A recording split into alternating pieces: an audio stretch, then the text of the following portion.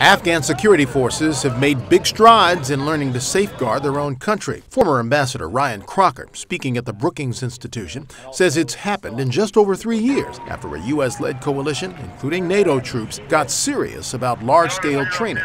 What that has produced in a fairly short time is quite extraordinary. We have Afghan units leading in almost 50% of operations. However, NATO announced yesterday that it would temporarily scale back joint operations with the Afghan army and police. That move follows a series of attacks by Afghan forces or militants wearing Afghan uniforms that have killed 51 coalition troops in Afghanistan this year. Crocker says corruption throughout the Afghan government and military remains a serious issue, one that President Hamid Karzai will have to deal with in his remaining days in office. I think President Karzai is committed to leaving office in 2014,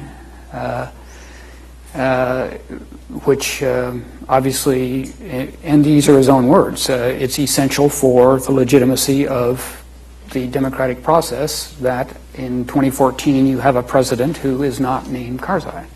On the violent outrage erupting throughout the Middle East over an anti-Islam film made in the U.S. which claimed the lives of the U.S. ambassador to Libya and 3 fellow Americans. The former ambassador says it's not just the movie fueling the anger. You got problems at home, repressive governments, economic failure, political stagnation. You know, there was some spontaneity to these demonstrations. There was a lot of calculation to them, too. Crocker says the Arab Spring is just in its beginnings. When the TV lights went off in Tahrir Square, you know, after Mubarak stepped down, you know, like usual, we said, end of story, end of autocracies, end of problem, you know,